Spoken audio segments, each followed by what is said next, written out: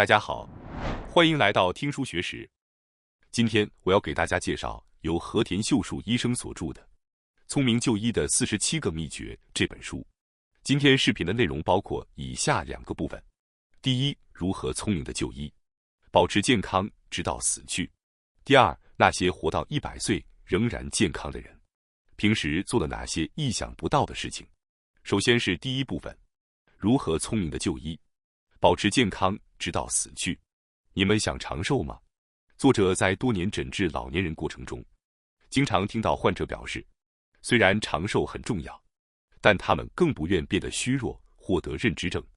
正如健康寿命这一词语所关注的，大家都希望如果能活得久就好，但不仅仅是活久一点，更希望保持能动的身体、清晰的头脑以及充实的心灵。作者认为，虽然无论我们是否变得虚弱，获得认知症，我们仍然是人类，生命是有价值的。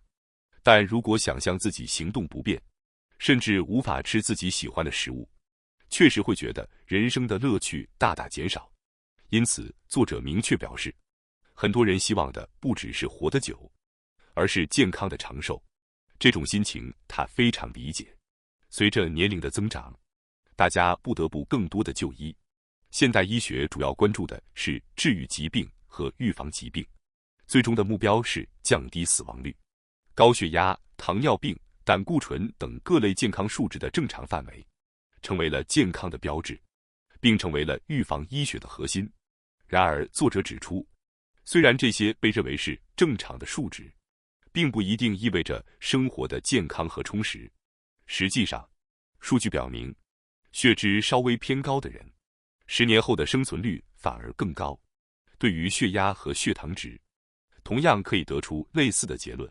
从医疗的角度来说，推荐将这些指标控制在标准范围内。对于老年人来说，适度偏高的数值也是必要的。随着年龄增长，血管逐渐硬化，如果没有一定的血压，脑部就无法获得足够的血流，可能会导致头脑变得模糊。如果血糖过低，作为脑部能量来源的葡萄糖不足，可能会导致疲劳感或注意力下降。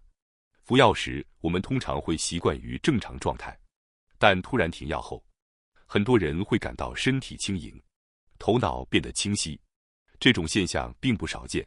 那么，为什么医疗界如此注重降低血压和血糖的数值呢？答案很简单，那是为了减少心肌梗塞和中风的风险。然而，作者指出，在日本，因这些病症去世的人远比癌症患者少。因此，究竟降低血糖和血压的药物是否真的能降低死亡率，也并不明确，且至今也没有大型的相关调查。作者并不是说这种治疗方针完全错误，预防和治疗疾病无疑可以挽救生命。若数值急剧升高，当然需要采取措施。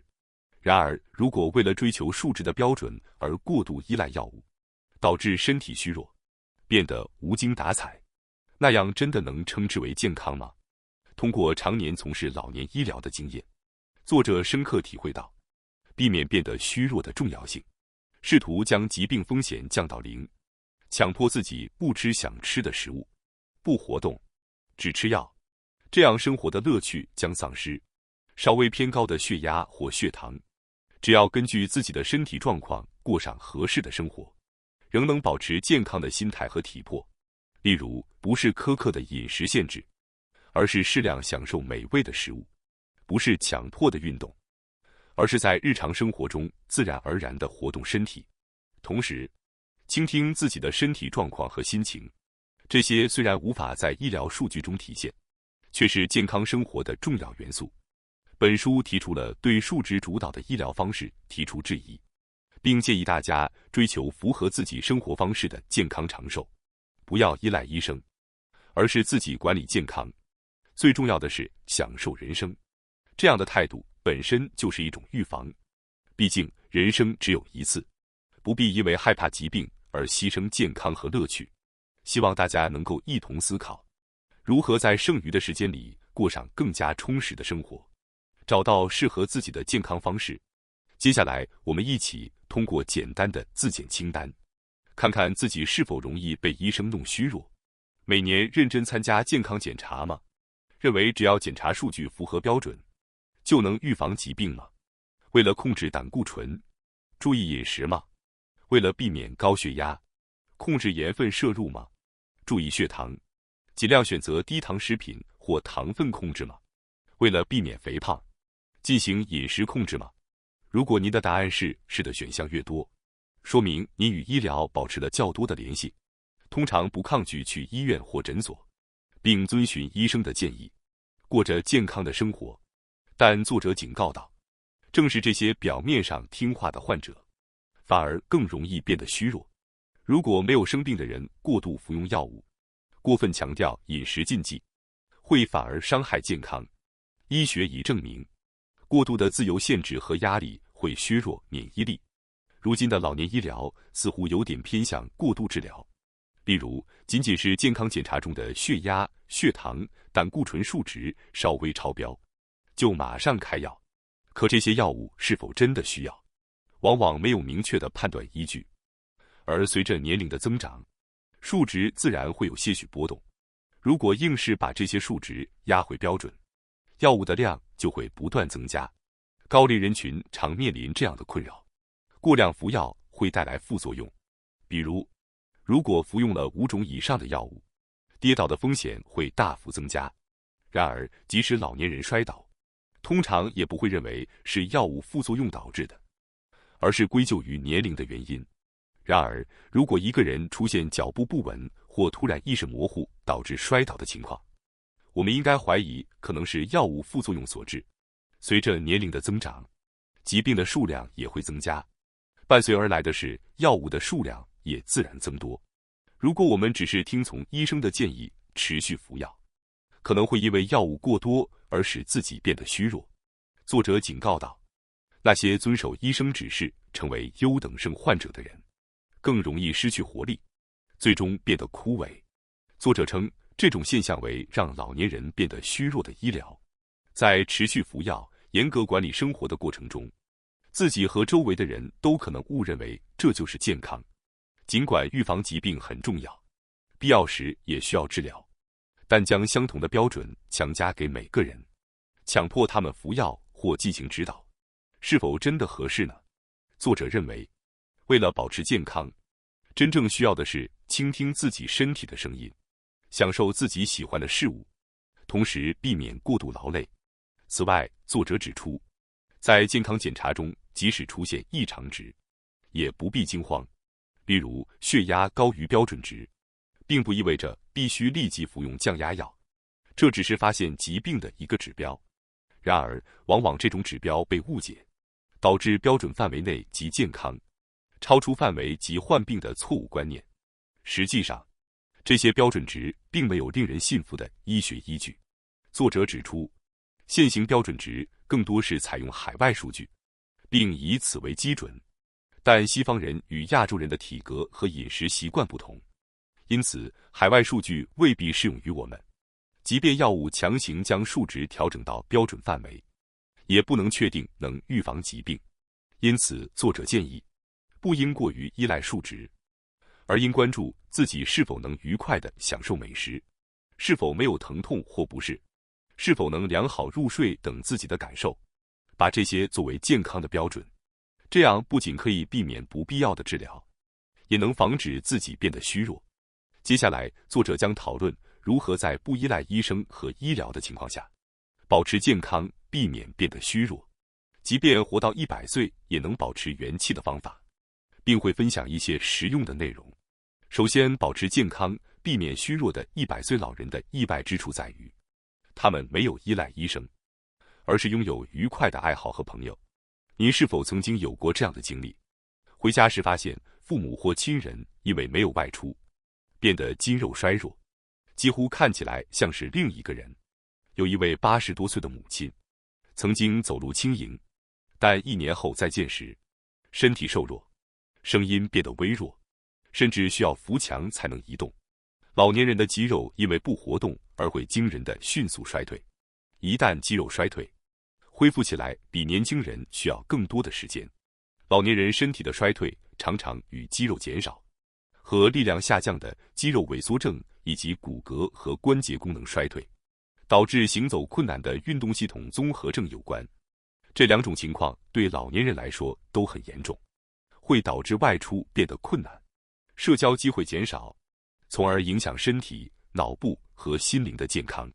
如果这种状况持续下去，就会进入衰弱症状态，日常生活开始受到影响。衰弱症是一种介于健康和需要照护之间的状态，如果不加以控制，可能会进一步发展为完全需要照护的情况。那么，如何避免变得虚弱呢？很多人认为去医院就能解决问题，但实际上，最依赖的不是医疗，而是营养。日本能够成为世界顶级的长寿国家，并非全靠医疗的进步，关键在于改善了营养状况，增强了身体的免疫力，降低了疾病的发生。此外，运动也是非常重要的，但过量运动是不可取的。过度运动会增加体内的活性氧，反而加速衰老。理想的运动量是每天30分钟的步行，分成3次，每次10分钟也可以。步行时，晒晒太阳，有助于分泌幸福荷尔蒙、血清素，能够稳定情绪，改善脑部功能。无需强迫自己进行重的力量训练或剧烈运动，因为不喜欢的事，即使强行去做，也难以持续下去，反而会成为压力。最重要的是，人际关系的维持。如果您不擅长运动，专注于做一些喜欢的事情，也有益于身体健康。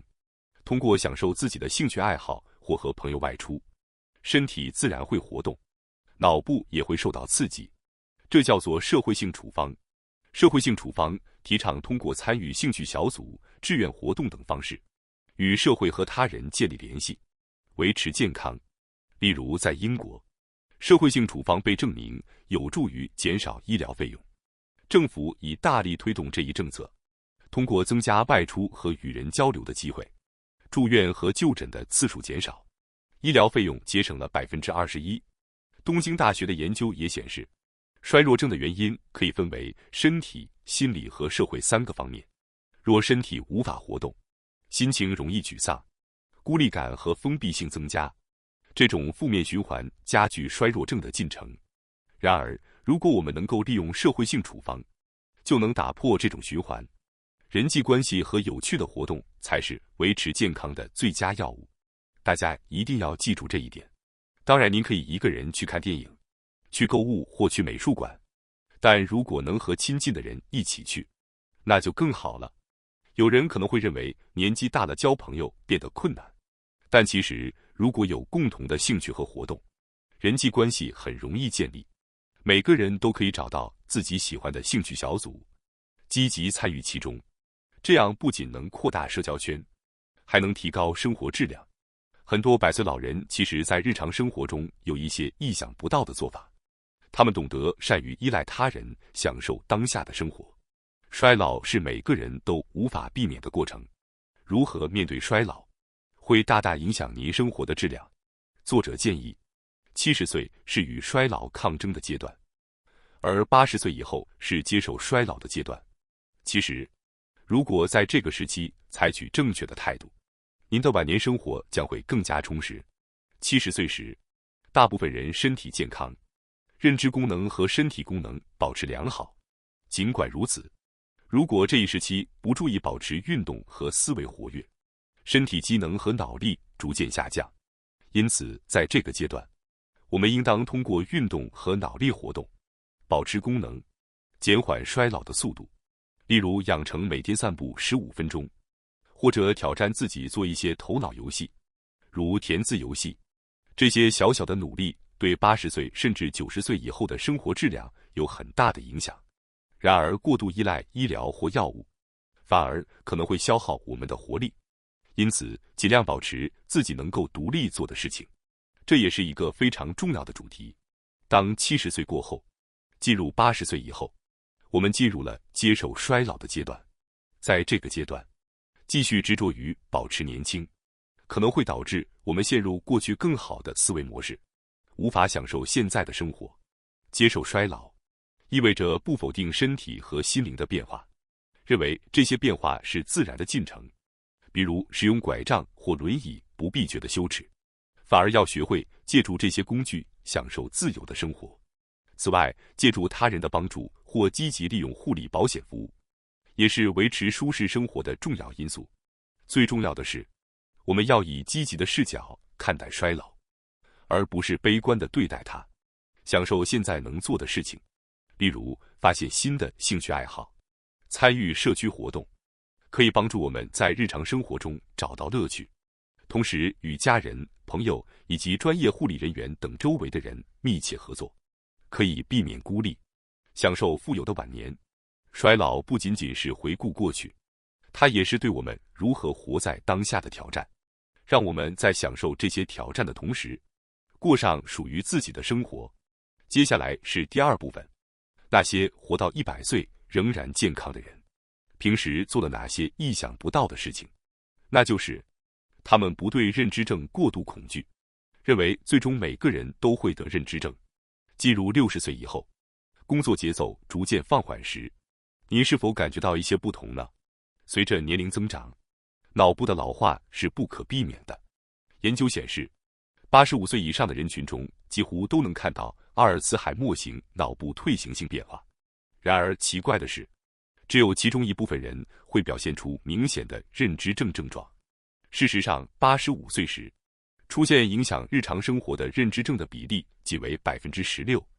这意味着，虽然无法阻止大脑的物理老化，但延缓认知症的发生是完全可能的。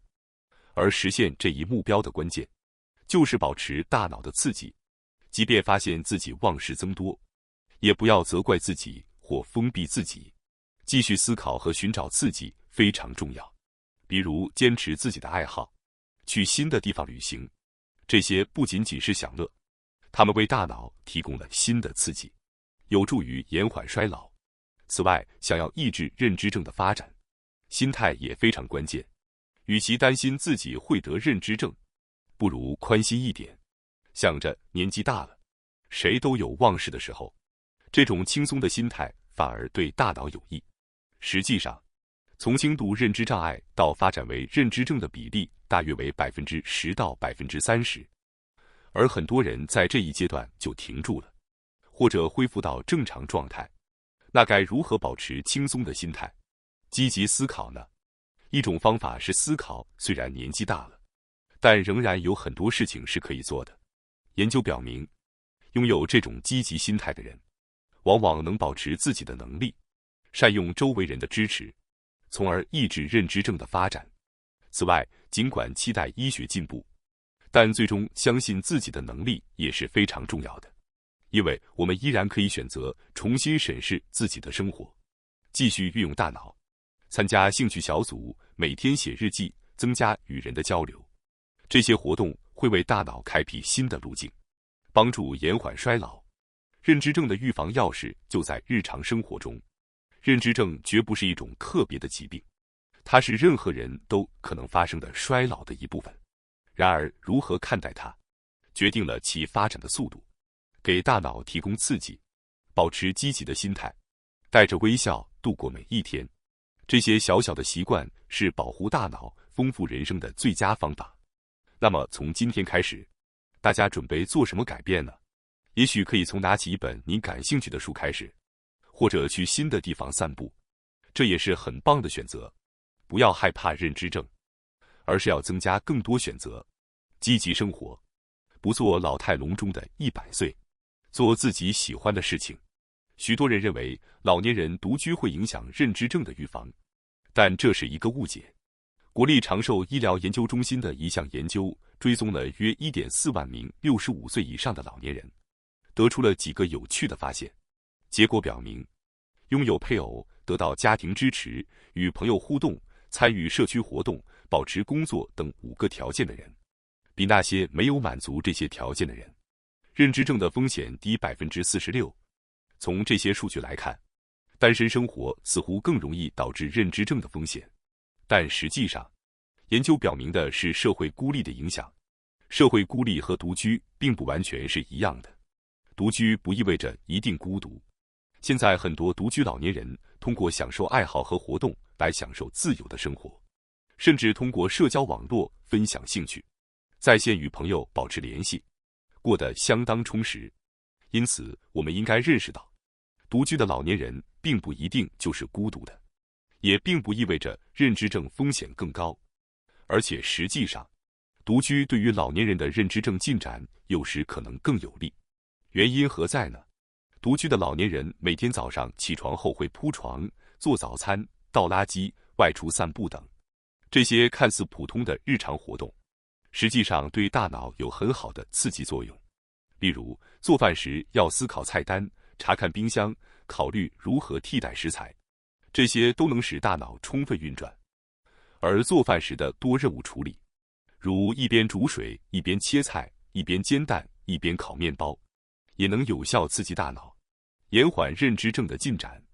很多人误解为，一旦患上认知症，就无法做任何事，但实际上正好相反，不做任何事才会加速认知症的进展。即使患上认知症，日常保持脑力活动，如继续进行爱好或参加社区活动，都能延缓病情的恶化。因此，我们不应单纯地认为独居意味着孤独或认知症，而应更多地思考如何利用独居的自由和生活方式来保持积极的心态和丰富的社交联系。接下来的第6个预防认知症的小窍门，是通过购物锻炼大脑前额叶。购物不仅是日常事务，还是锻炼前额叶的绝佳机会。当我们在有限的预算内考虑该购买哪些商品，如何最大化自己的满足感时，我们的大脑非常活跃，这也是想象力和规划能力的训练。尤其对于老年人而言，日常的购物活动有助于激活大脑，保持脑力活力。希望这本书的内容能帮助大家重新思考如何更聪明的就医，如何在不依赖医疗的情况下，活得更健康、更快乐。感谢大家收看今天的节目。如果你喜欢我们分享的内容，记得点赞、订阅并开启小铃铛通知，第一时间获取我们的更新。在下次的节目中，我们将继续为大家分享更多有益的书籍。再次感谢大家的支持，我们下期再见。